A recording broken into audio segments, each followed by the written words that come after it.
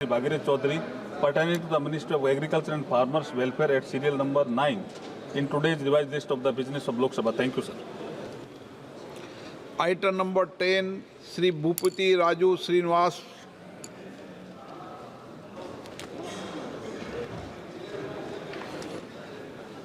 Bhupati Raju Srinivas Verma. Sir, respected sir, I lay on the table of the House papers pertaining to Ministry of Heavy Industries listed against my name at serial number 10 in the revised list of business for today, the 17th December 24. Item number 11, Sri Muralidhar Mohol. आदरणीय अध्यक्ष महोदय, मैं आपकी अनुमति से आज की संशोधित कार्य सूची में क्रम संख्या 11 पर मेरे नाम के सामने सूचीबद्ध दस्तावेजों को सदन के पटल पर रखता हूं। Item number 12, Sri George Kurian.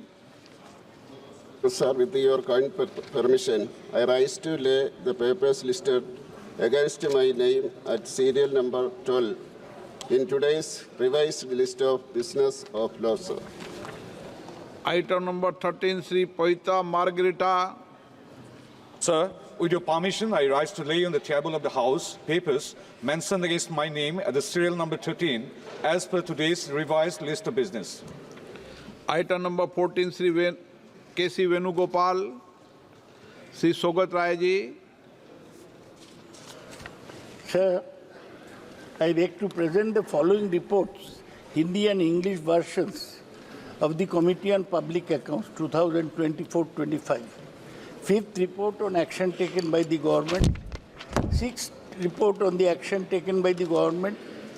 Seventh report on the action taken by the government. Eighth report on the action taken by the government on recommendations of the PSC in their 99th report. 5. Ninth report on the action taken by the government on the observation recommendations of the PSC contained in their 102nd report. 17th Lok Sabha on loss of opportunity to earn additional freight and extra expenditure on haulage, Southwestern Railway. Item number 15, Sri Charan Singh ji Channi.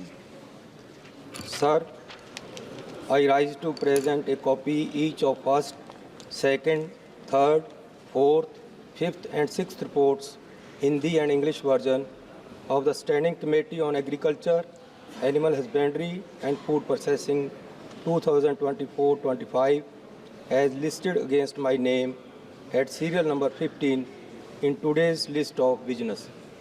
Thank you, sir. Item number 16, Sri Radha Mohan Singh. नाम के सामने सूचीबद्ध रक्षा संबंधी स्थायी समिति की पहली, दूसरी, तीसरी, चौथी, पांचवी और छठी रिपोर्ट की एक-एक प्रति हिंदी तथा अंग्रेजी संस्करण प्रस्तुत करता हूं। Item number 17, Sri Saptgiri Shankar Ulka. Sir, I rise to present the fourth report, Hindi and English version of the Standing Committee on Rural Development Panchayati Raj are listed against my name in today's list of business.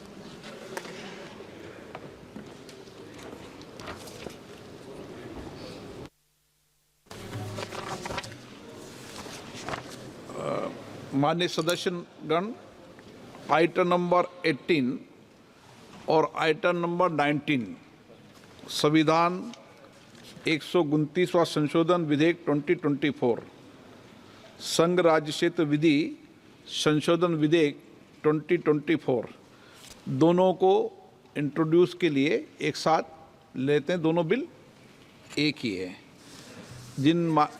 एक minute, सबको बुलाएं।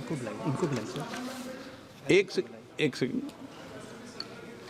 मैं कई माननीय सदस्यों के इस विषय पर नोटिस प्राप्त हुए हैं।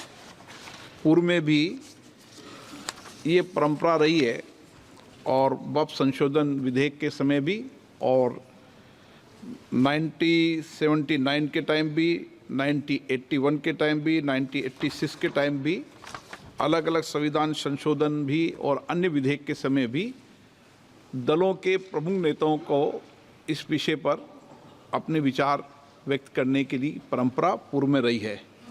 तो मेरा आग्रह रहेगा कि जो दल के नेता हैं वो अपनी बात को संक्षिप्त में रखें। जब बिल विधेयक आएगा उस समय आप डिटेल में चर्चा कर सकते हैं। श्री अर्जुन राम मेघवाल जी। Thank you, Honorable Speaker, sir.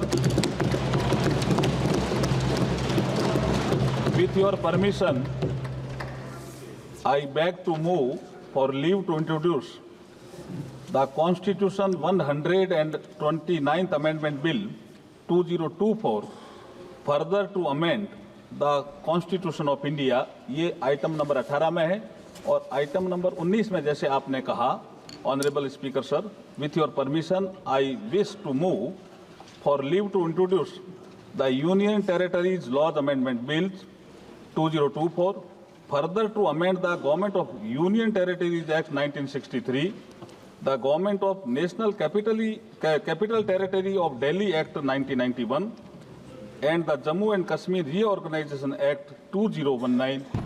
ये मैं आपकी अनुमति से आपसे लीव मांग रहा हूँ। Thank you sir. आपको मैं दूंगा। It's not proper and separate होगा, सेपरेट हो, डिस्कशन होगा sir. allot me the time for only one person leaders, okay, but a constitution amendment bill drastically changing the electoral process of our country, that is to be introduced separately, that is to be introduction has to be discussed, then take the other bill, otherwise it will be not fair as far as constitutional amendment is concerned.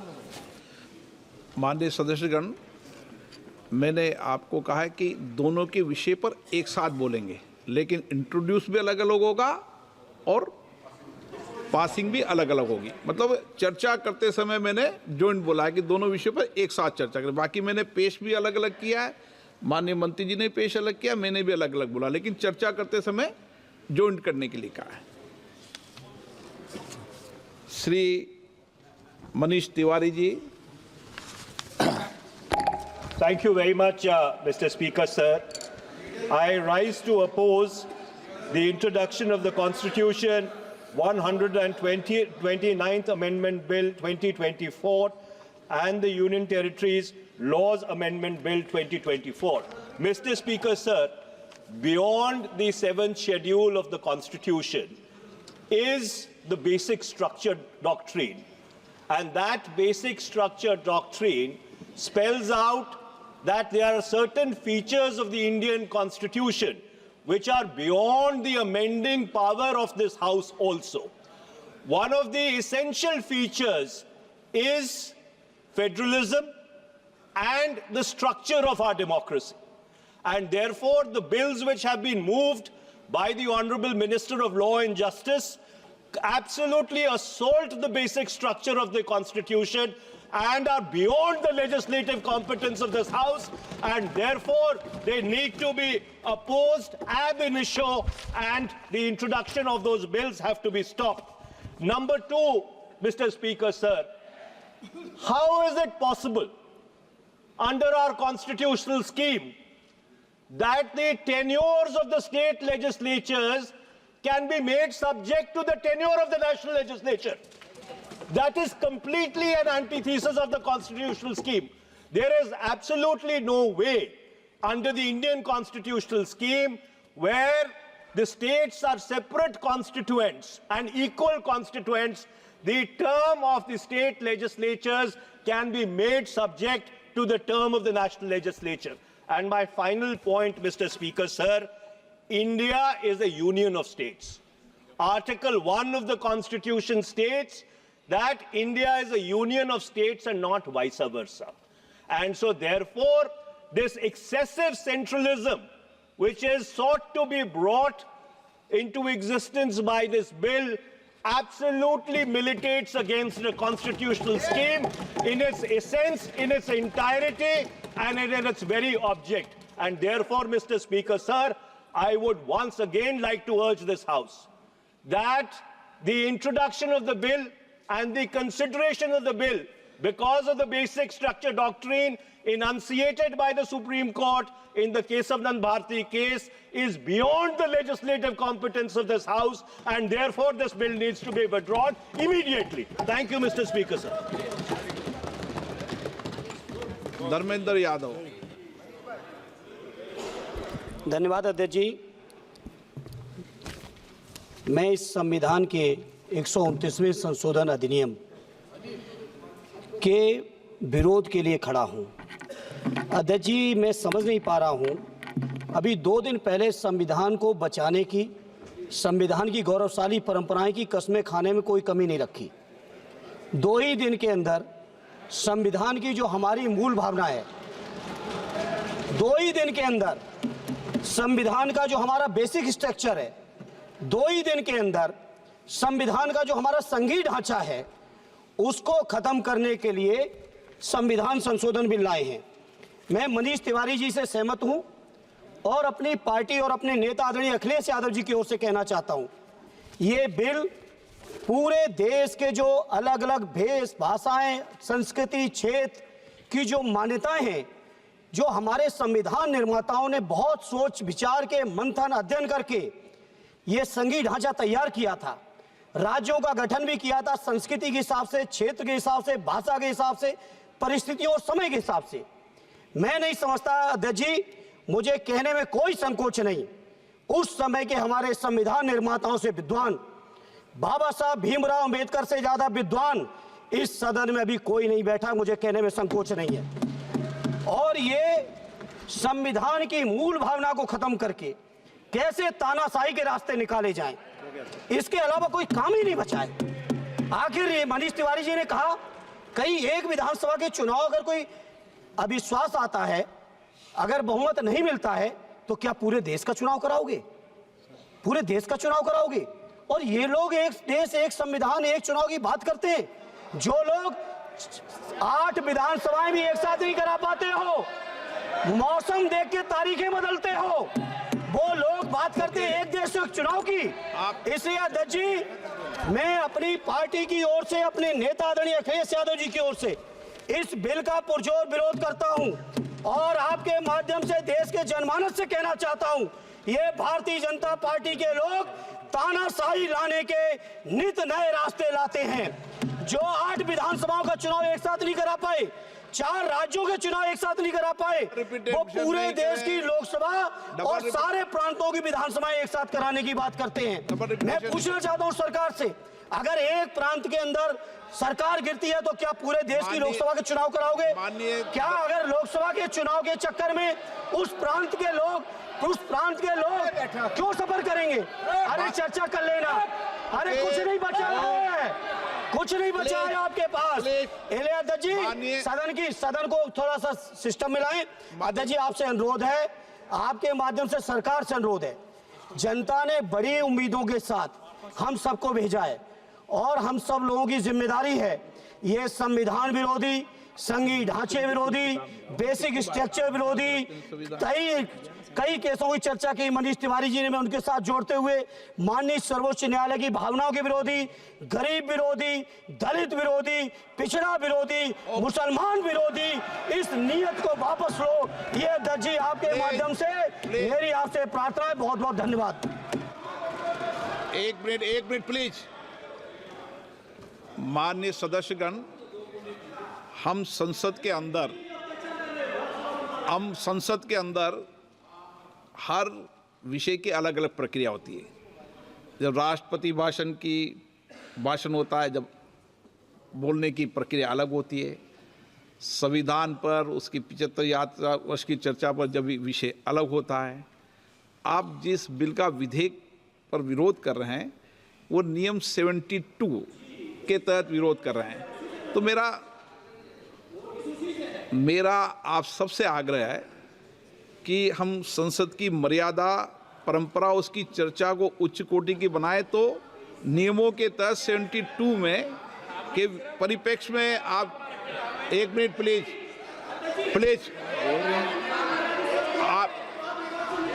आप please मेरा ये आग्रह है, ऐसे नहीं बोलते बीच में, please please बैठिए, ऐसे बीच में नहीं बोलते हैं।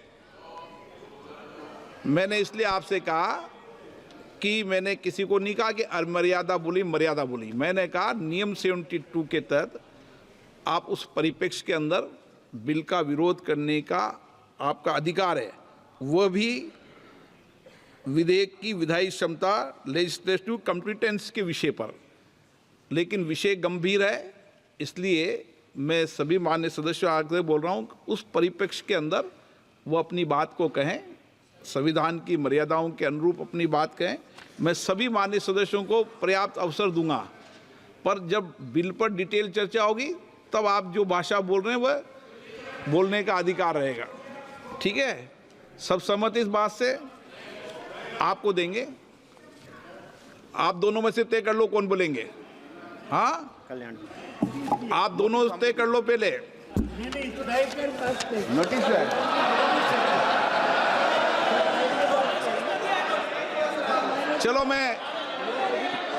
चलो मैं दोनों को 2-2 मिनट रख दूंगा। पहले Kalyan Banerjee. Under our constitutional scheme, the basic structure of constitution is read in between the lines. This proposed bill hits the basic structure of the constitution itself. And if any bill, any act which hits the basic structure of the constitution, that is ultra-virus. And it is ultra-virus. Sir, proposed Article 83, Sub-Article 5 is just contrary to Article 83, Sub-Article 2. Just contrary. Either you keep 83.2 or you keep 83.5. Both cannot be kept. Both are inconsistent with each other. Then, sir, effect of proposed Article 82A, Sub-Article 3 simply establishes that tenure of state legislative assembly simply depending upon the tenure of the House of the People. It is not a doctrine of pleasure. Doctrine of pleasure is under Article 311 of the Constitution. But a mandate which has been given by the people of the country that state assemblies tenure will be depending upon the doctrine of pleasure of this house. How it can be? This is inconsistent. It cannot be accepted. Sir, we must remember this. State government and the state legislative assembly are not subordinate to the central government or to the parliament itself. This parliament is having the power to legislate law under the 7th schedule, list 1 and list 3. Similarly, state assembly is having the power to legislate law under the 7th schedule, list 2 and also list 3, subject to that it would not be contrary, so far concurrent list is concerned, it would not be contrary to the Article 254 of the Constitution. Therefore, by this process, the autonomy of the state legislative assembly is being taken away. That is ultra-virus. That is hits the basic structure of the Constitution. Sir, Article 82 or Sub-Article 5, unfortunately, I can't think about it. I can't think that Article 82, Sub-Article 5 is giving an uncanalized power to the Election Commission of India. No, we don't have any value. We don't have any value. Then the Election Commission of India will decide everything. Till doomsday, a party cannot remain as a ruling party. One day it will be changed. Sir, why law providing state funding for conducting the election is not brought? Every problem will be resolved. Do all elections. How many monies are being spent? All elections should be done from the state election fund. Why you are not bringing? That will be brought real election reforms. This is not the election reform. Okay. It is a reform. Sir, I have not finished, sir. It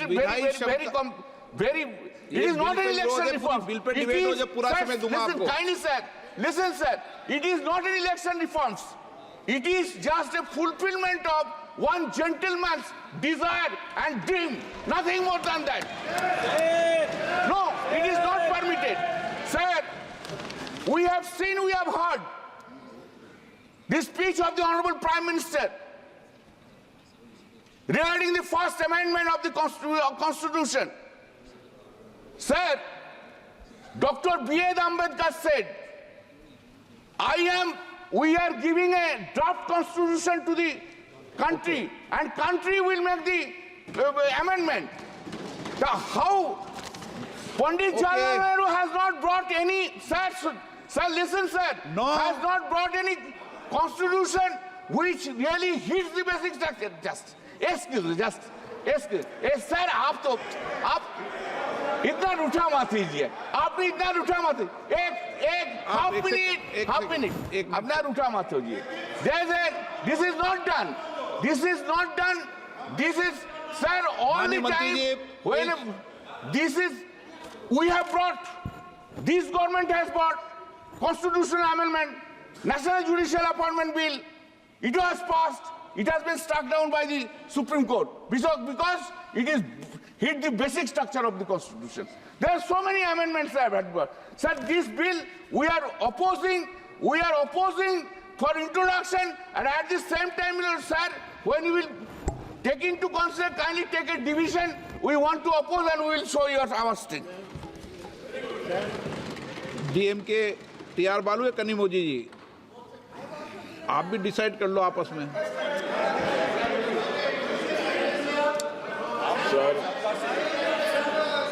नहीं, वो कनिमोजी जी भी हाथ खड़ा कर रही है. मैंने कहा आप भी डिसाइड कर लो. अभी आपको मैंने इजाजत नहीं दी, बालू जी को इजाजत दी है. Sir, oppose the Constitution Amendment Bill 129. As my leader, Dr. M.K. Stalin has said, TR बालू जी, it is anti-federal and नहीं, आपका नोटिस है, मैं दूंगा आपको. प्लीज बैठिए, आपका नोटिस आपको दूंगा, लेकिन भी टीआर बालू जी. our unitary form of governance, killing its diversity and democracy in process. Unquote. Sir, I want to know, sir, how could they allow this bill, मैं आपको मौका दूंगा, आपका नोटिस में दूंगा आपको मौका. बैठिए Sir, दादा. when the government is not having 2/3 majority, how could they allow this piece of legislation in this house? I want to know, sir. It needs 2/3 majority. बालू जी, प्लीज. Yes, sir. मैंने अभी allow नहीं किया. अभी उन्होंने प्रस्ताव रखा है, संसद अलाउ करती, मैं अलाउ नहीं करता. So electors has right to elect the government for 5 years, and the same cannot be curtailed with simultaneous election. The simultaneous election would incur additional cost of 13,981 crores. In addition, 9,284 crores will be required for procurement of EVMs, VVPAT to meet the requirement of simultaneous election. The Parliamentary Standing Committee, in its 79th report in 2015, has concluded that, I quote, gaining consensus of all the political parties may be difficult and holding simultaneous election may not be feasible. With this, I want to conclude, sir. At the same time, I request the government can take up the matter with JPC so that it can be discussed there and bring back the bill to the House, sir. Thank you, sir. मैं सबको दूंगा समय, आप निश्चिंत रहे. श्री लाओ श्री कृष्णा सबको दूंगा समय. जिसका नोटिस नहीं उसको भी समय दूंगा. लाओ श्री कृष्ण सबको समय दूंगा. First you'll speak. No first नहीं, एक वन सिंगल. हाँ, आप डिसाइड कर लो. Sir, I rise today on behalf of the Telugu Desam Party to express our unwavering support for the NDA's One Nation, One Election bill.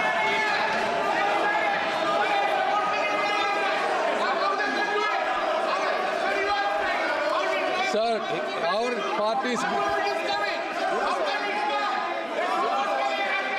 Sir, our party's guiding force, Sri Nara Chandrababu... एक minute rule 72 में है, लेकिन एक minute, हमने वक्त के समय भी सभी माननीय संसदीय कार्य मंत्री जी, आप बोलिए ना कुछ। आपने अध्यक्ष महोदय जी, आपने शुरू में हाउस का सेंस लेकर के बहुत ही क्लियर शब्दों में आपने कहा कि पहले उसका उदाहरण भी आपने दिया और दो बिल्स को एक साथ क्लब करके चर्चा का समय एक साथ करेंगे, लेकिन उसका प्रेजेंटेशन अलग होगा। साथ साथ में ये भी कहा, क्योंकि नोटिस एक पार्टी से कई नोटिस आए हैं, किसी पार्टी से नहीं आया, लेकिन विषय गंभीर है, इसीलिए अध्यक्ष ने कहा कि सारे पॉलिटिकल पार्टी लीडर्स को, सारे अध्यक्ष जी ने ऑलरेडी कहा सारे पॉलिटिकल पार्टी का लीडर्स को, फ्लोर लीडर्स को इसमें मत रखने का मौका देंगे, ये अध्यक्ष ने कहा है। और for all the floor leaders मतलब सब पॉलिटिकल पार्टी, आप सिर्फ इस संसद को रिप्रेजेंट नहीं करते हैं, हर एक पॉलिटिकल पार्टी का रिप्रेजेंटेटिव है इसमें, सबको बोलने का मौका मिलना चाहिए।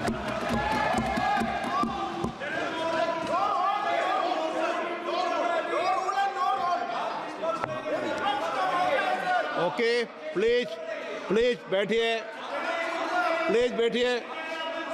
अभी बुलाते हैं, आपको भी बुलाते हैं, अभी मैं रूलिंग दे रहा हूँ, अभी प्लीज आप बैठिए, आप भी रूल की किताब बैठे हो तो मैं भी रूल की किताब लेके बैठा हूँ, अभी मैं बताता हूँ इस विषय पर। पहले हाँ, मैं अभी बोल रहा हूँ। हाँ, आप बैठे बैठे टिप्पणी मत कीजिए। इटी मोहम्मद बशीर जी, ओके, इटी मोहम्मद प्लीज, इटी मोहम्मद बशीर, हाँ सर, इटी मोहम्मद बशीर जी, समझ दिया आप, प्रेमचंदन जी क्लियर कर दिया सबको, चलो इटी मोहम्मद बशीर जी, सर बेटे, सर आप समझा दिया करो सबको, इटी मोहम्मद बशीर जी। Sir, I express my very strong opposition for the very presentation of this bill because of the pertinent reason. Number one, this is really an attack on the democracy and constitution and federalism of India.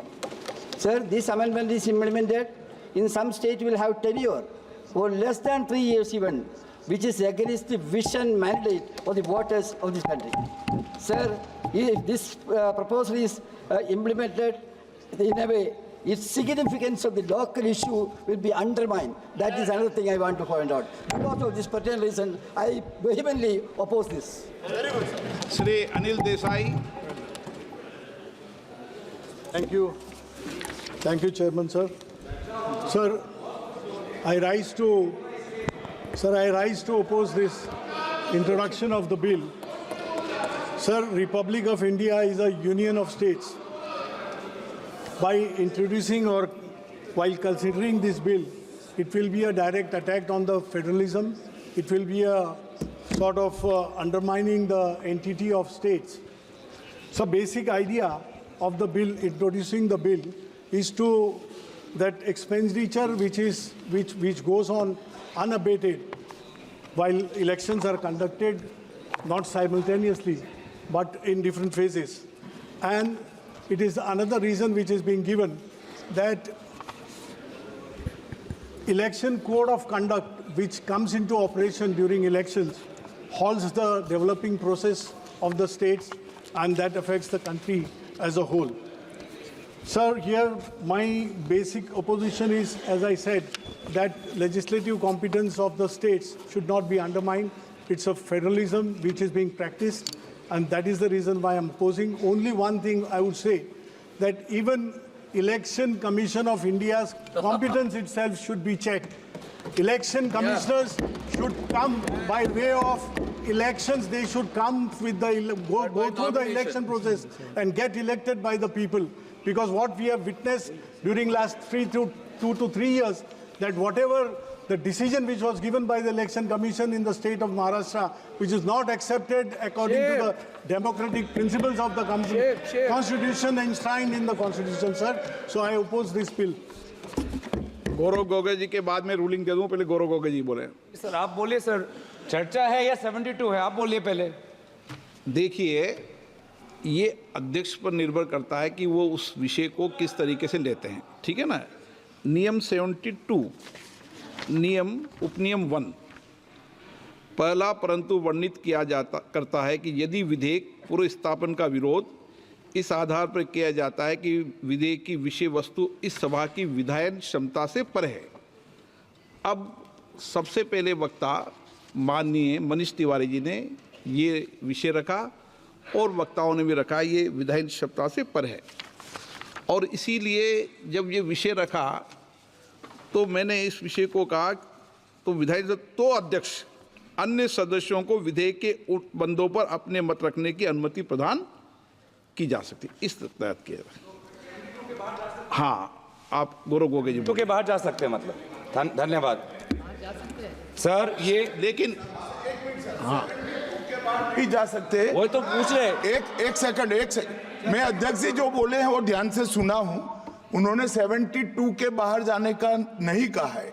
उन्होंने कहा कि माननीय सदस्य मनीष तिवारी ने 72 का हवाला देकर जो विचार व्यक्त किए हैं और जो विरोध किया है, इस पर सदन का कोई भी सदस्य अपने विचार रख सकता है। अब कांग्रेस पार्टी में विचार रख सकता है मतलब विरोध ही करना है, मगर विचार व्यक्त कर सकते हैं इसका मतलब होता है पक्ष में भी बोल सकते हैं।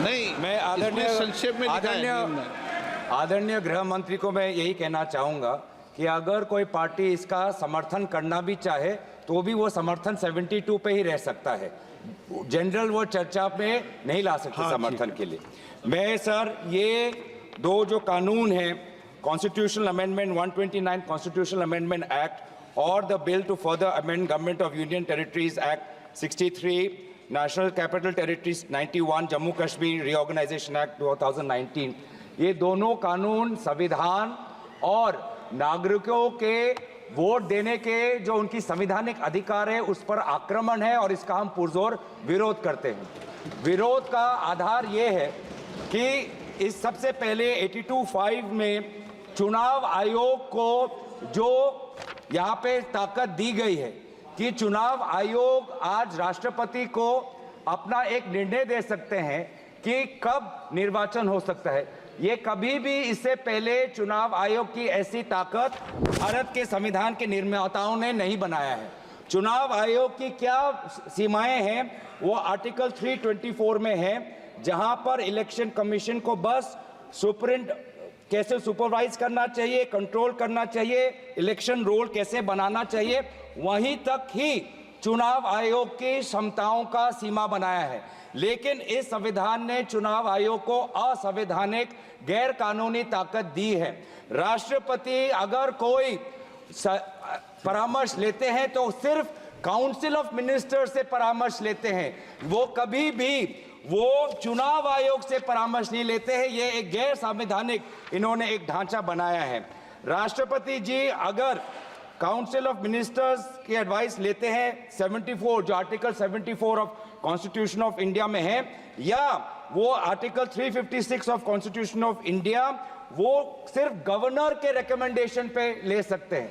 356 गवर्नर के रिकमेंडेशन पे या 74 के अनुसार काउंसिल ऑफ मिनिस्टर्स के रिकमेंडेशन में। ये पहली बार ये एक ऐसा कानून लाए हैं कि राष्ट्रपति अब चुनाव आयोग के भी रिकमेंडेशन पर एक निर्णय ले सकते हैं। ये पूरी तरीके से इसका विरोध करते हैं। चुनाव आयोग में किस प्रकार से कमिश्नर्स नियुक्त होते हैं, नहीं होते हैं, सुप्रीम कोर्ट की भूमिका रहती है, हटाई जाती है, उस पर हम बाद में चर्चा करेंगे। दूसरी बात यह है कि संविधान के बेसिक स्ट्रक्चर में एग्जीक्यूटिव, लेजिस्लेटिव और जुडिशरी के बीच में संतुलन हो, उसका भी विवरण है। आज इस बिल के द्वारा आदरणीय राष्ट्रपति जी को ज्यादा शक्ति दिया गया है कि वो अपने सुपरिंटेंडेंट से एक नए 82A के द्वारा अब वो विधानसभाओं को भंग कर सकती है। ये एक्सेसिव पावर इस बिल में चुनाव आयोग को भी दिया गया है और राष्ट्रपति जी को भी दिया गया है। और यहाँ पे जो मुद्दा उठाया है कि चुनाव आयोग का ये जो खर्च है कम करना चाहते हैं, चुनाव आयोग के खुद उन्होंने कबूल किया है कि 2014 की चुनाव आयोग में कितना पैसा खर्च हुआ, लगभग 3,700 करोड़। ये 3,700 करोड़ के लिए ऐसा एक गैर संवैधानिक कानून ये लाए हैं, ये पूरी तरीके से तथ्य के खिलाफ है। हम दोबारा कहना चाहते हैं कि संविधान और एक नागरिक जो आर्टिकल 14 जो उसको वोट देने का अधिकार देते हैं, वो जब वोट देता है तो हमारे संविधान में लिखा है कि जो 5 ईयर टर्म है, जो 5 ईयर टर्म है आर्टिकल 83(2) में हाउस ऑफ पीपल को और आर्टिकल 172(1) में जो 5 ईयर टर्म है उसके साथ खिलवाड़ नहीं कर सकते। ये एक गलत नीति आयोग के रिपोर्ट के आधार पर ये कहना चाहते हैं कि 5 ईयर टर्म अनिवार्य नहीं है। 5 ईयर टर्म अनिवार्य है, ये नीति आयोग के रिपोर्ट में नहीं जाए। नीति आयोग कोई संवैधानिक कोई बॉडी नहीं है जो इस प्रकार का ये परामर्श दे पाए। तो इसीलिए मैं बस इतना ही कहना चाहूंगा कि ये दोबारा अगर इनको लगता है कि प्रधानमंत्री मोदी जी पर के प्रचार से ये पूरे ये भारत के चुनाव को छीनेंगे तो हम ये चोरी नहीं होने देंगे और हम बिल का विरोध करते हैं। इस बिल को जेपीसी में भेजा जाए। माननीय सदस्यगण ने 1 मिनट प्लीज, 1 मिनट। मैंने कहा है कि संक्षेप में अपनी बात रखें, कोई भी दल हो वो संक्षेप में अपनी बात रखें और प्रयास ये करना चाहिए कि मैं नोटिस आप सबने दिया है, नोटिस पे सबका अधिकार बनता है, लेकिन जब मैंने एक व्यवस्था दे दी है और पूर्व में भी ये व्यवस्था है, मैंने आपको बता दी है कि पूर्व में भी ये व्यवस्था परंपरा रही है और मैंने आपको हवाला भी दे दिया है कि कब कब ये हुआ है, आप चाहे तो दोबारा उसको निकाल सकते हैं। इसलिए एक दल से एक व्यक्ति बोले, संक्षिप्त में अपनी बात को कह दें। आप दादा इतनी आपको पार्टी ने चुप 1 मिनट रहिए ना। हाँ, 1 मिनट। चंद्रशेखर जी आप अपनी बात कहते। हाँ। Honorable Speaker, sir. हाँ। I rise today on behalf of the Telugu Desam Party to express our unwavering support for the NDA's One Nation and One Election bill. Sir, our party's guiding force, Sri Nara Chandrababu Naidu ji, has always championed transformative ideas and is well recognized and respected as a visionary leader, sir.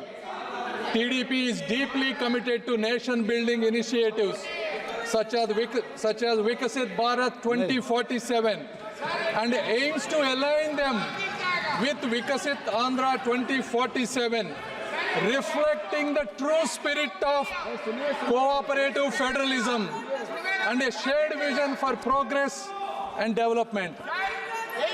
Sir, there are several advantages of One Nation, One Election bill, but I would like to quote 4. Number one, reduced expenditure and logistical efficiency, sir. Although the official figures for the 2019 Lok Sabha elections vary, news reports estimate the Election Commission of India has spent more than 6,000 crores, sir. In 2024, the estimate of spend was more than 10,000 crores, sir. संक्षिप्त में, okay. आप पक्ष रख दे बस. No, sir. No, please, let me. No, sir, give me 2 minutes. Come on. No. The Law Commission 2018 draft report and 27 Niti Aayog report estimates if both the elections are done simultaneously, the cost would reduce.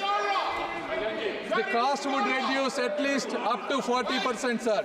If the elections are held simultaneously, the voter turnaround would be increased up to 7%, sir. Sir, if the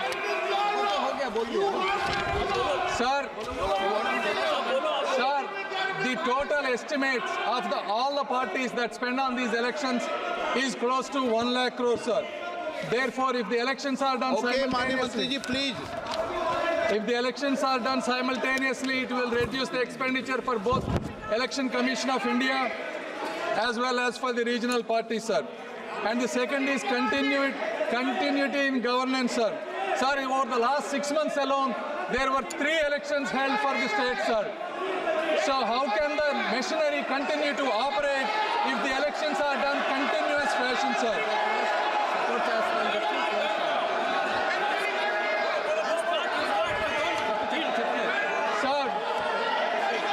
Sir, fourth and probably the most important, sir, in this age, election campaigns amplified by media and technology no longer remain regional, but continuously influence the entire nation, creating large-scale ripple effects, sir. This constant political messaging encourages deep polarization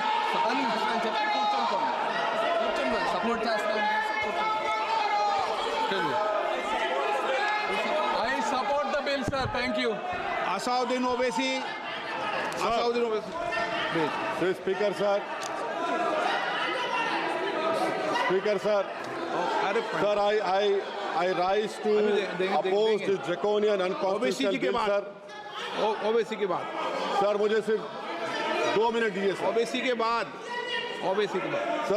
Sir, this bill violates the right to democratic self-government, which is part of Article 1419. And if a legislative assembly is dissolved, sir, and midterm elections are conducted, the tenure of that assembly will not be for 5 years, sir. This in itself is a violation of parliamentary democracy, which envisages a tenured legislature. Sir, constitutional scheme makes it clear that once elections are conducted, the House should have a right to function for next 5 years. This is a violation of basic structure. That such a provision is being done for administrative convenience, not for constitutional purpose. Sir, the principle of federalism means that states are not mere appendages of the center. States are not dependent on the union for their existence. This is the violation of federalism, sir.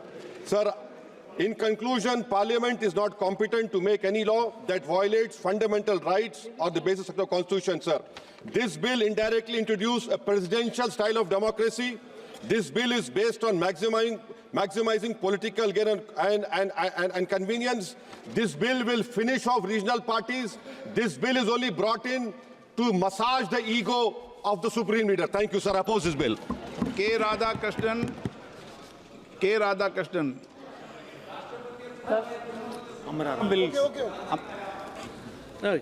Amraram जी माननीय अध्यक्ष महोदय, जो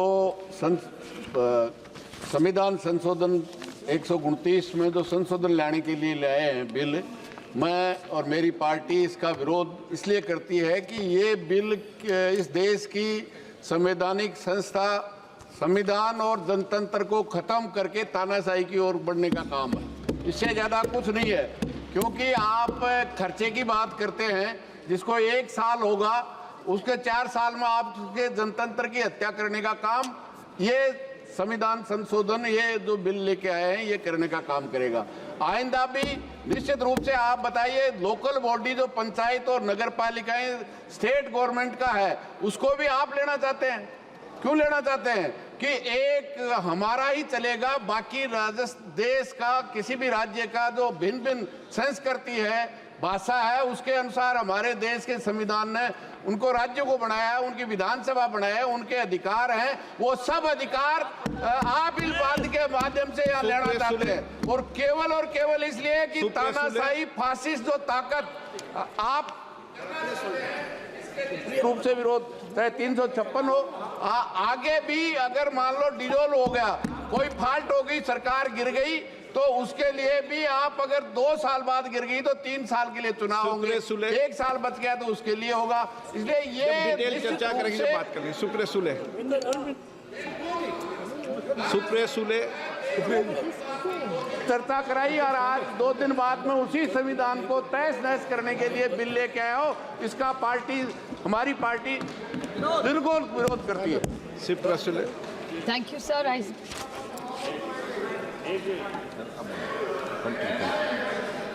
Sir, on behalf of the Nationalist Congress Party SP, I oppose the 129th Constitution Amendment Bill.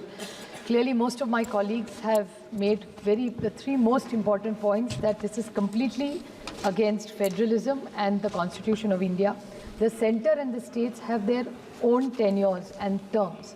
So I think to mix the two is not fair, because the Article 356, because just last week, sir, we debated Article 356, and in the case of S.R. Bommai versus the Constitution of India, dissolving of assemblies was something which both sides have objected, and both sides have done it. So if we object to this, why are we giving this authority to the Election Commission to dissolve assemblies who are elected for 5 years? So I think to break these tenures is completely objectionable, and India is a union of states. Central government cannot. Okay. Cooperative federalism is something which we are so proud of. So I request the Honorable, the Government of India, either to withdraw the bill or send it to a joint parliamentary committee so we have a detailed discussion, and we'll be happy to support as long as it comes to a joint parliamentary committee. Thank you, sir. संक्षिप्त में बोलना श्रीकांत जी, सब संक्षिप्त में बोलो भाई। धन्यवाद अध्यक्ष जी। आज मैं अपनी पार्टी दादा बेटी आपको मिला नहीं, इसलिए हमें भी आप वंचित मत कीजिए। बस एक्सप्रेस करना चाहते हैं हम भी। मैं आज अपनी पार्टी। माननीय अध्यक्ष जी, माननीय सदस्य बालू साहब ने कहा कि इसको जेपीसी को दे देना चाहिए। जब ये संविधान सुधार का विधेयक, संवैधानिक संशोधन जब कैबिनेट में चर्चा में आया, तब प्रधानमंत्री जी ने स्वयं मंशा व्यक्त करी थी कि इसको जेपीसी को देना चाहिए। इस पर विस्तृत चर्चा सभी स्तर पर होनी चाहिए। इसलिए मुझे लगता है कि इसमें सदन का ज्यादा समय जाया करे बगैर, अगर मंत्री जी कहते हैं कि इसको जेपीसी को सौंपने के लिए वो तैयार है, तो जेपीसी में सारी चर्चा होगी, और जब जेपीसी के रिपोर्ट के आधार पर कैबिनेट इसको पारित करेगी तब भी फिर से चर्चा होनी है। तो मैं मानता हूं कि माननीय मंत्री जी अगर जेपीसी में रखने की इच्छा व्यक्त करते हैं तो यहीं पर एक चीज समाप्त हो जाएगी।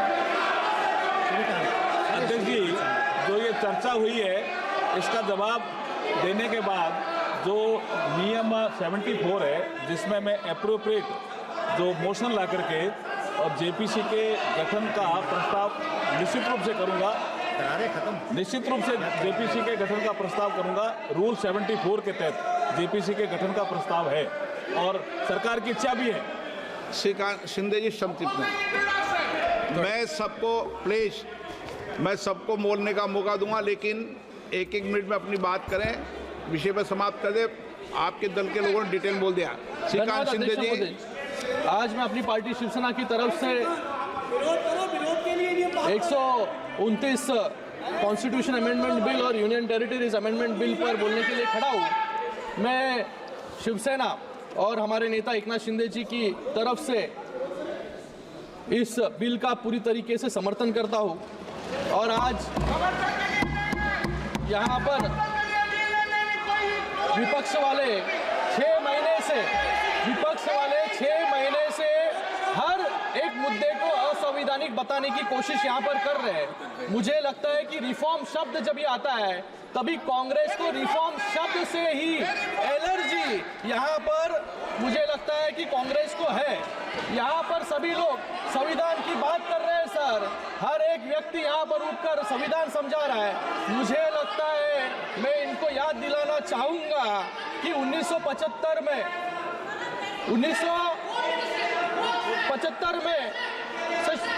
इंदिरा गांधी सर, ये बिल जो 1975 को शुरू करता हूँ, इंदिरा गांधी जी को इलाहाबाद हाईकोर्ट ने इलेक्शन मैल प्रैक्टिस। अरे वो विषय क्या है, आप संक्षिप्त में करिए। सर एक पॉइंट बोल रहा हूँ सर, यानी इलेक्शन मैल प्रैक्टिस और यानी चुनावी भ्रष्टाचार के लिए गिनती पाया और 6 साल के लिए डिस्क्वालीफाई कर दिया। उस जज के साथ कैसा व्यवहार हुआ ये पूरा देश यहाँ पर जानता है, और सिर्फ 3 दिन में 29वां संविधान संशोधन लाकर प्रधानमंत्री, राष्ट्रपति और लोकसभा अध्यक्ष को जुडिशियल रिव्यू से बाहर कर दिया। ये इनका संविधान है सर, ये फेडरलिज्म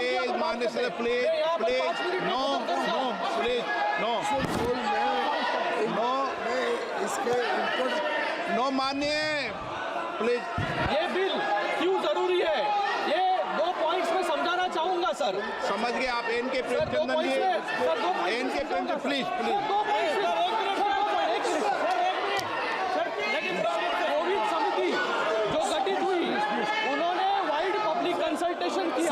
Speaker sir, 47 राजनीतिक दलों ने अपनी राय प्रस्तुत की।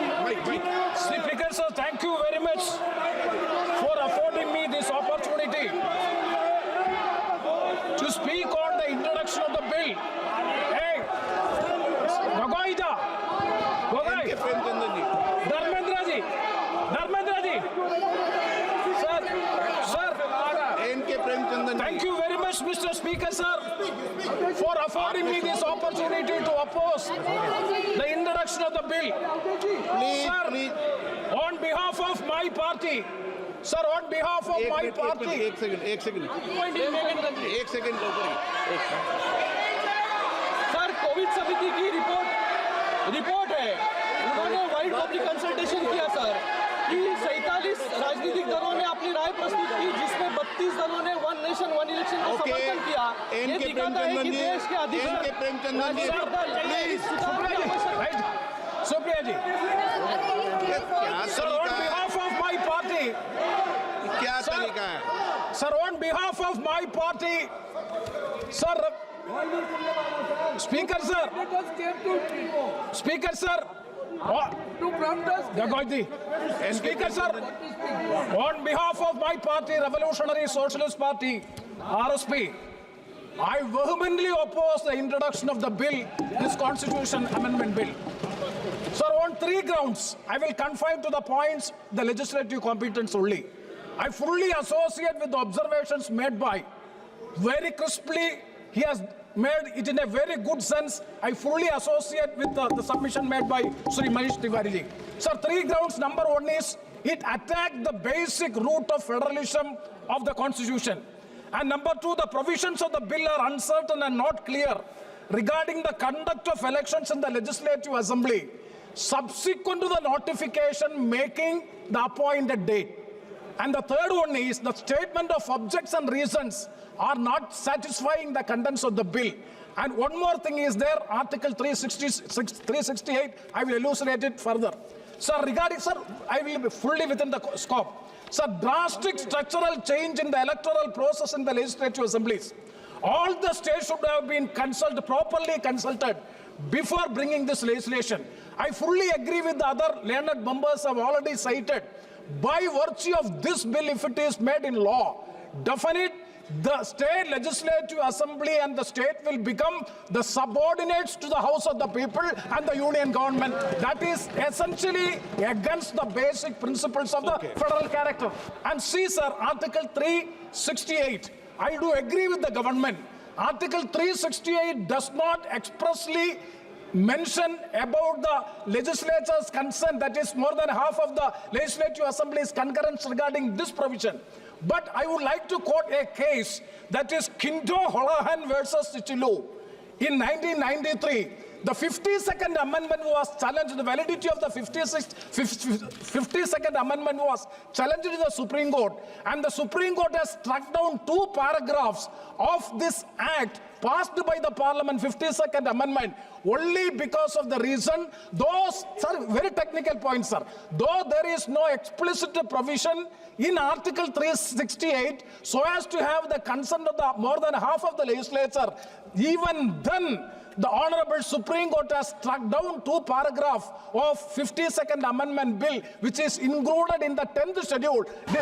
Sir, included in the 10th schedule, disqualification of members due to defection by virtue of the anti-defection law. So, sir, the state has to be properly consulted.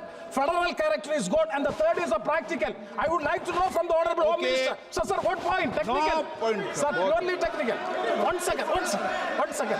Sir, 2008, sir, 2027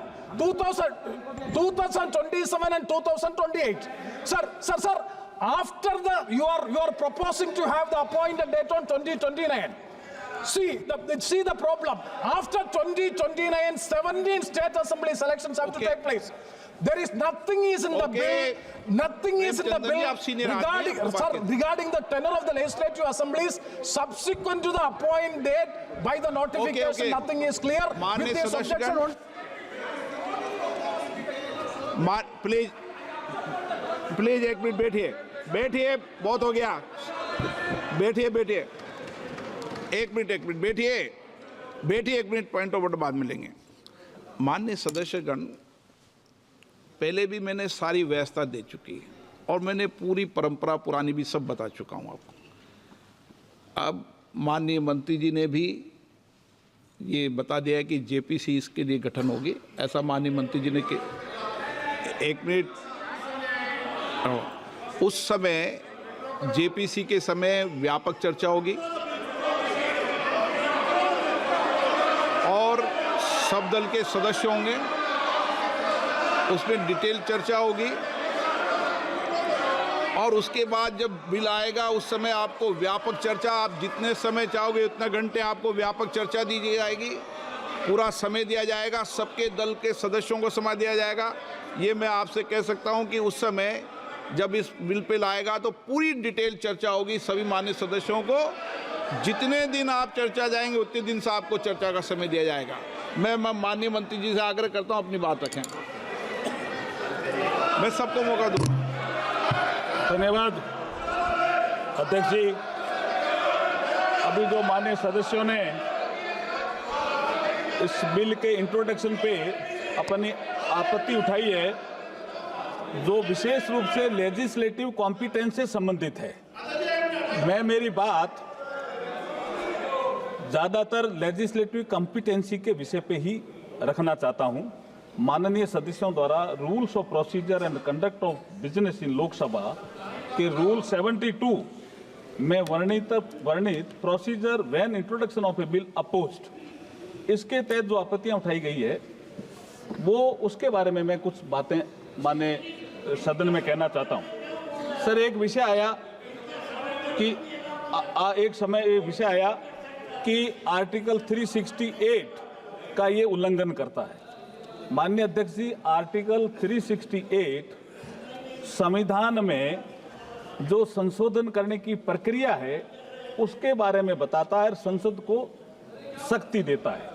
तो ऐसा तो है नहीं कि 368 संविधान में ही लिखा हुआ है। प्लीज माननीय सदस्य। के बाद एक विषय आया कि संविधान का अनुच्छेद 327 है, ये सदन को विधानमंडलों के चुनाव के संबंध में प्रावधान करने का जो अधिकार देता है, उसके बारे में आप क्या कहना चाहते हो? तो मैं ये कहना चाह रहा हूं कि संविधान का अनुच्छेद 327 संसद को पार्लियामेंट को अधिकार देता है, विधानमंडलों के चुनाव के संबंध में प्रावधान करने का अधिकार देता है। इसमें कहा गया है कि संविधान के प्रावधानों के अधीन संसद समय समय पर कानून द्वारा संसद के किसी भी सदन या विधानमंडल के किसी भी सदन के चुनाव से संबंधित सभी मामलों के संबंध में प्रावधान कर सकती है। Sir, it is a constitutional provision. मैं वही बता रहा हूं। किसी राज्य की मतदाता सूची की तैयारी, निर्वाचन क्षेत्रों का परिसीमन और ऐसे सदन या सदनों के उचित गठन को सुनिश्चित करने के लिए आवश्यक अन्य सभी मामले इसमें शामिल हैं।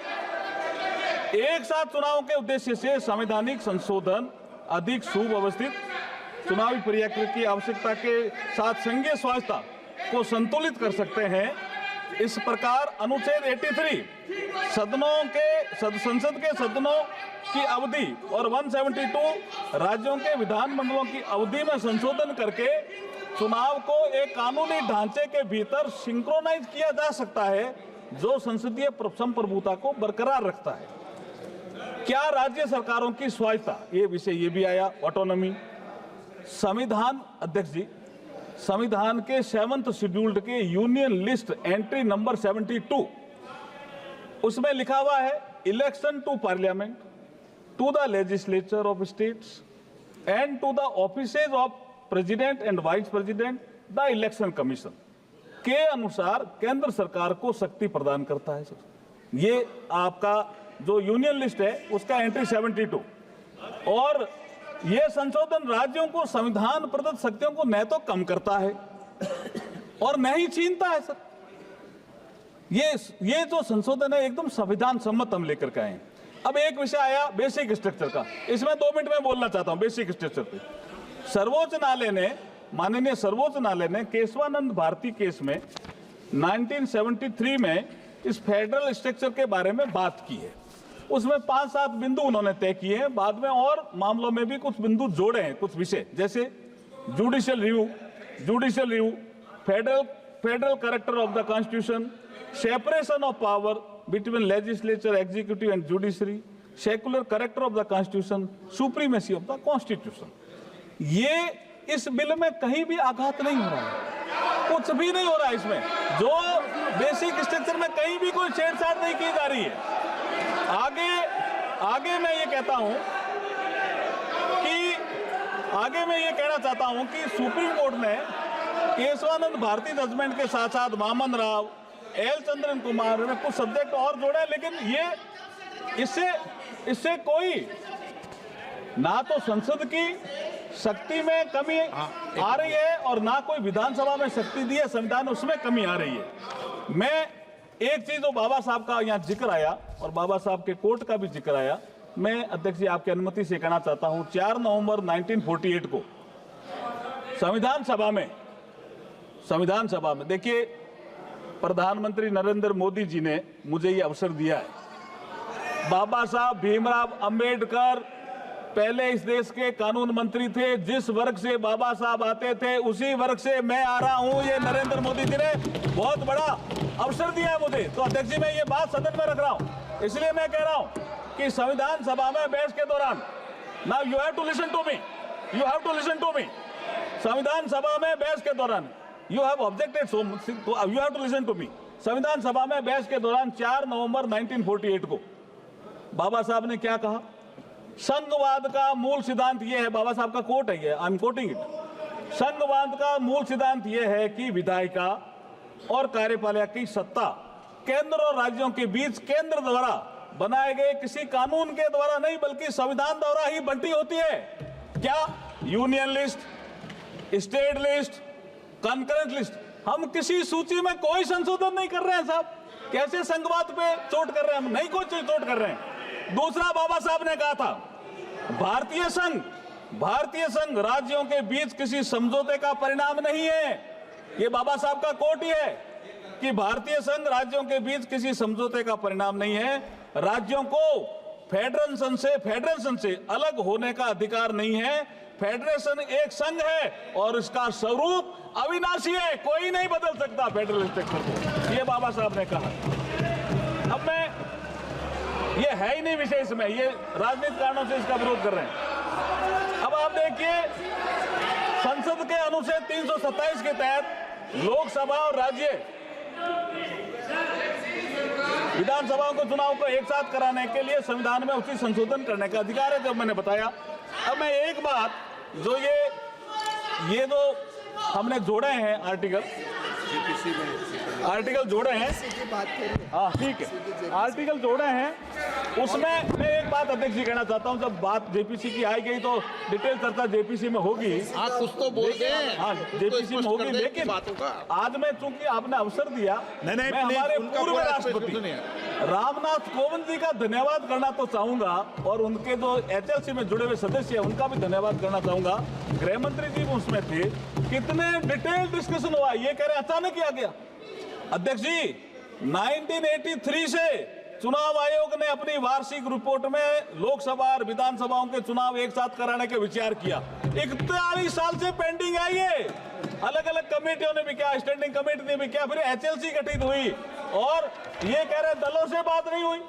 19 जून 2019 को संसद भवन में प्रधानमंत्री जी की अध्यक्षता में सर्वदलीय बैठक आयोजित की गई थी, और उसमें सभी लोग थे, और उसमें 19 राजनीतिक दलों ने भाग लिया। 16 राजनीतिक दलों ने चुनाव एक साथ कराने का समर्थन किया, 3 ने विरोध किया। तो इसका मतलब बहुमत हमारे साथ था। फिर अध्यक्ष जी, मैं आपको याद दिलाना चाह रहा हूं, आपने केवड़िया में पीठासीन अधिकारियों की बैठक बुलाई थी, याद है ना आपको?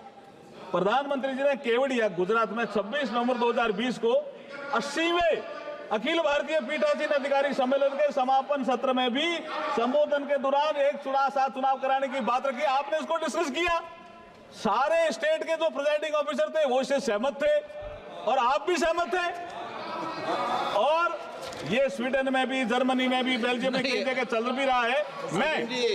मैं अब जेपीसी पे आ रहा हूं, लेकिन उससे पहले एक बात तो कहना चाहूंगा सर, ये 41 साल से मामला पेंडिंग था। हमारा जो नेता है नरेंद्र मोदी जी, उसके बारे में एक बात तो कहना चाहूंगा कि जो 41 साल से मामला पेंडिंग था, किसी ने ध्यान नहीं दिया और नरेंद्र मोदी जी ने ध्यान दिया। क्या कहा? जो निर्णय लेता है सदा, जो निर्णय लेता है सदा देश हित की खातिर जग में, साहस से करता दूर सदा, जो भी बाता आदि मग में। मग का मतलब है ये मार्ग है, ये इलेक्शन का एक प्रोसेस था, चक्र टूट गया साहब 71 में, तो बाधा आ गई। जो निर्णय लेता है सदा देश हित की खातिर जग में, साहस से करता दूर सदा, जो भी बाता आती जग में, अपना सर्वस्व लगाकर भी अपना कर्तव्य निभाता है। जो नेता दूरदर्शी होता है वही इतिहास बनाता है। आज इतिहास बनाने का अवसर आया है। मैं जेपीसी में भेजने का भी प्रस्ताव करता हूं और अगर आपकी अनुमति हो कि वे दोनों item I introduce the bill also, both item number 18 और आइटम नंबर 19। प्रश्न ये है कि हाँ डिवीजन देंगे प्लीज, हाँ देंगे डिवीजन, डिवीजन का समय तो आने दो। माननीय सदस्य, आप वरिष्ठ सदस्य हो, प्लीज। प्रश्न ये है कि विधेयक को पुनर्स्थापित करने की अनुमति प्रदान की जाए। जो सदस्य इसके पक्ष में हाँ गए, जो सदस्य विरोध में ना गए।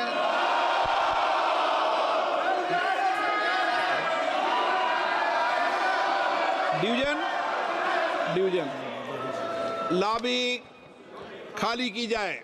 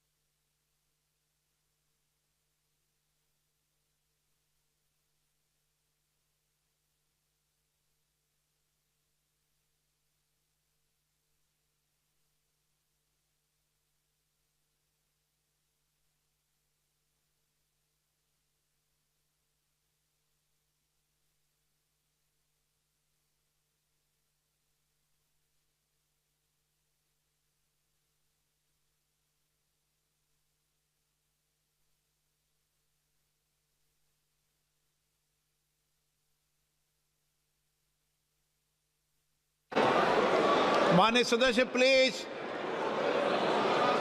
माननीय सदस्य प्लीज।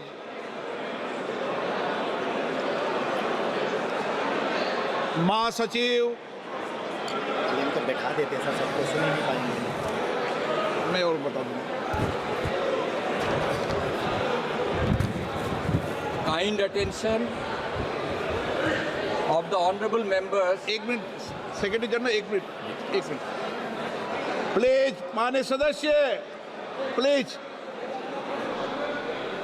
अपनी अपनी सीटों पर जाओ। माननीय सदस्यगण, सदन में अगर मतदान हुआ, डिवीजन हुआ, तो पहली बात सदन में, इस सदन में इलेक्ट्रॉनिक डिवीजन होगा। इसलिए मेरा आग्रह है कि एक बार सीट पर बैठ जाएं। देसाई जी प्लीज, माननीय सदस्य प्लीज, प्लीज सब अपनी अपनी सीट पर विराजें। प्रक्रिया बताएं। आपको प्रक्रिया भी बताई जाएगी। एक मिनट माननीय सदस्य प्लीज, माननीय सदस्य हम बैठे, क्योंकि पहली बार इलेक्ट्रॉनिक मशीन से मतदान हो रहा है, इसलिए माननीय महासचिव सारी व्यवस्थाएं बताएंगे और उस व्यवस्था के अंदर ये भी बताएंगे कि अगर इलेक्ट्रॉनिक मशीन का बटन गलत दब गया है तो आप पर्ची से भी अपने मतदान को संशोधित कर सकते हैं, करेक्ट कर सकते हैं। हिंदी इंग्लिश दोनों में बताएंगे। पहले महासचिव की व्यवस्था को समझ लें, सब अपनी अपनी सीट पर जाकर बैठ जाए। महासचिव।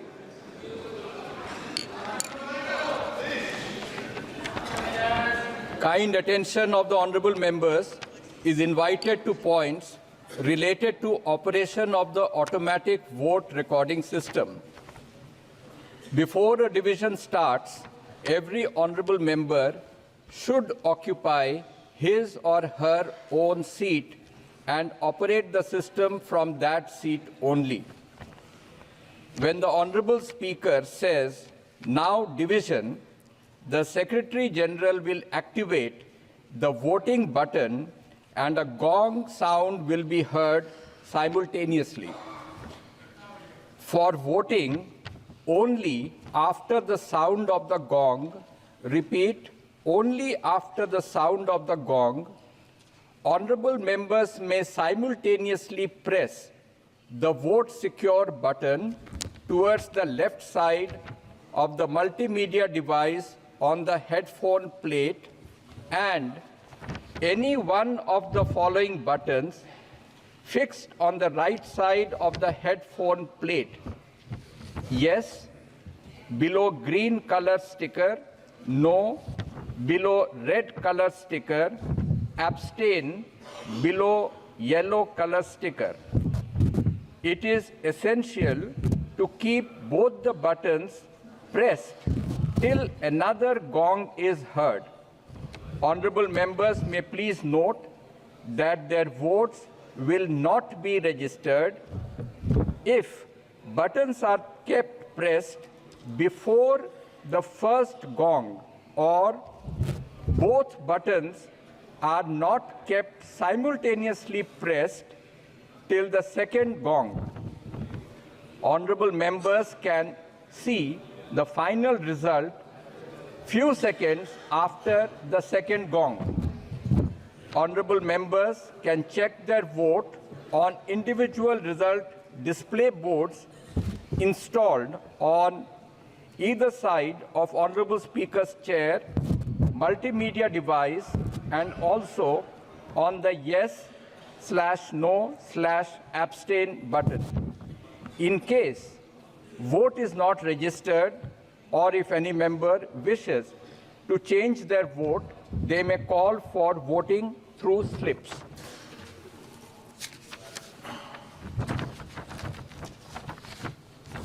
माननीय सदस्यों का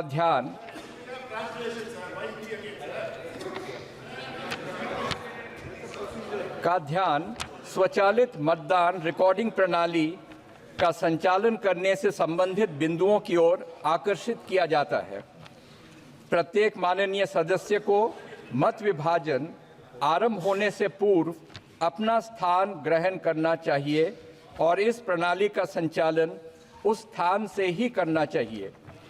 जब माननीय अध्यक्ष अब मत विभाजन बोलेंगे तो महासचिव मतदान बटन को एक्टिवेट करेंगे और इसके साथ साथ गोंग की ध्वनि सुनाई देगी। मतदान के लिए केवल गोंग की ध्वनि के बाद ही, कृपया ध्यान दें कि केवल गोंग की ध्वनि के बाद ही माननीय सदस्य हेडफोन प्लेट पर मल्टीमीडिया डिवाइस के बाईं ओर लगे वोट सिक्योर बटन और हेडफोन प्लेट पर दाईं ओर लगे निम्नलिखित बटनों में से कोई एक बटन साथ साथ दबाएं। हाँ, हरे रंग के स्टिकर के नीचे, नहीं लाल रंग के स्टिकर के नीचे। मतदान में भाग नहीं लेना, पीले रंग के स्टिकर के नीचे। गोंग ध्वनि दूसरी बार सुनाई देने तक दोनों बटनों को दबाए रखना अनिवार्य है। माननीय सदस्य कृपया नोट करें कि उनके मत दर्ज नहीं होंगे यदि बटनों को पहली गोंग ध्वनि सुनाई देने से पहले दबा दिया जाता है या दोनों बटनों को दूसरी गोंग ध्वनि सुनाई देने तक एक साथ दबाकर नहीं रखा जाता है। माननीय सदस्य दूसरी गोंग ध्वनि के कुछ सेकंड के पश्चात अंतिम परिणाम वास्तव में देख सकते हैं। माननीय सदस्य माननीय अध्यक्ष के आसन के किसी भी तरफ संस्थापित व्यक्तिगत परिणाम डिस्प्ले बोर्डों पर, मल्टीमीडिया डिवाइस पर और हाँ/ना/मतदान में भाग नहीं लेने वाले बटन पर भी अपने मत को जांच कर सकते हैं। मत दर्ज नहीं होने की दशा में अथवा यदि किसी सदस्य अपने मत में परिवर्तन करना चाहते हैं तो वे पर्ची के माध्यम से मतदान की मांग कर सकते हैं।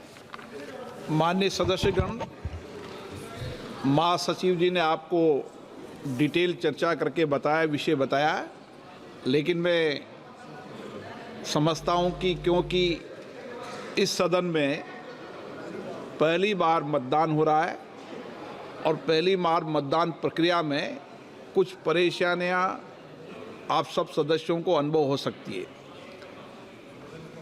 हमारी तरफ से इसको कई बार अभ्यास किया गया है, लेकिन मतदान पहली बार किया जा रहा है।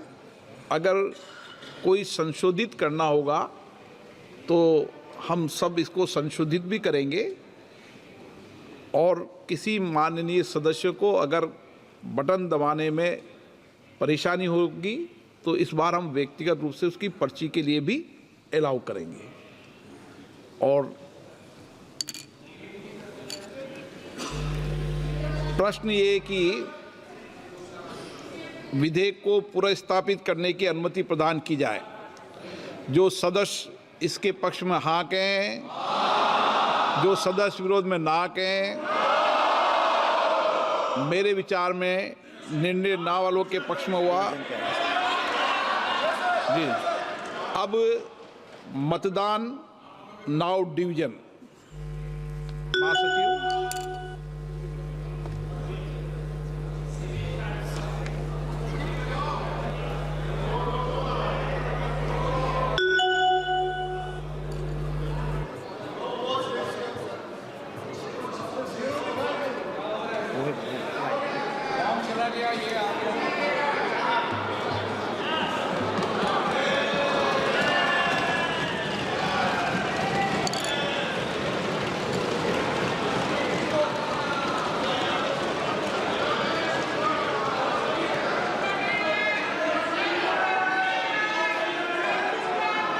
प्लीज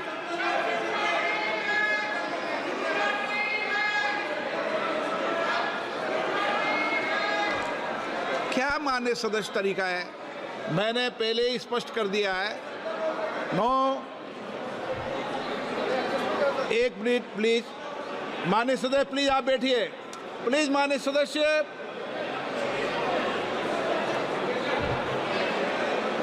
सब वरिष्ठ हैं। अरे माननीय सर, प्लीज प्लीज एक मिनट, एक बार दोबारा कराएंगे, रुको एक बार दोबारा कराएंगे। हाँ, ऑब्जेक्शन है, उनको पर्ची दे दीजिए। मैं माननीय सदस्यों से पुनः आग्रह करता हूं, मैं माननीय सदस्यों से, प्लीज बैठिए, एक बात सुनिए। मैं माननीय सदस्य पूरा आग्रह करता हूं, मैंने पूर्व में भी कहा था, ये पहली बार मतदान की प्रक्रिया इलेक्ट्रॉनिक तरीके से कर रहे हैं। अगर किसी माननीय सदस्य को कोई आपत्ति हो तो वह अपने मत को पर्ची के माध्यम से भी संशोधित कर सकता है।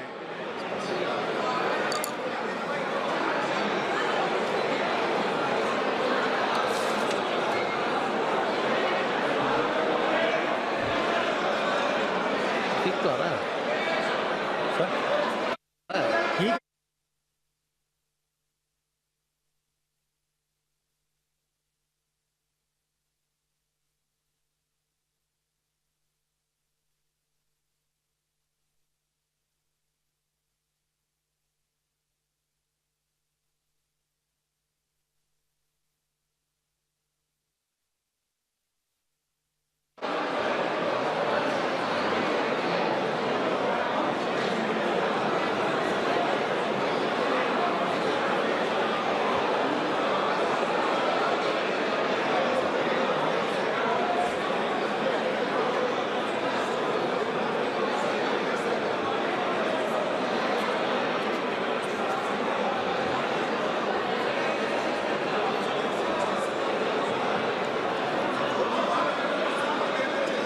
बांट रहे हैं, जो डिमांड करे उसी को पर्ची देना। हाँ, उसी को दे रहे हैं। ये सबको बांट रहे हैं। नहीं, उसको नहीं दे रहे।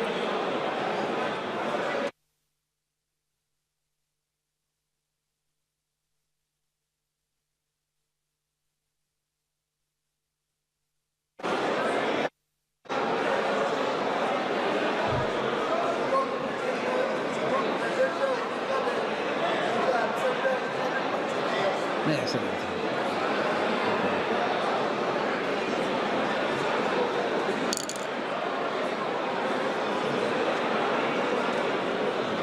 माननीय सदस्यगण, प्लीज प्लीज, माननीय सदस्यगण, मैंने फिर आग्रह किया है, जिन माननीय सदस्यों को अपने मत को संशोधित करना है वही पर्ची लें, क्योंकि माननीय सभा आप विद्वान हैं, इसलिए एक बार और प्रयास कर लें।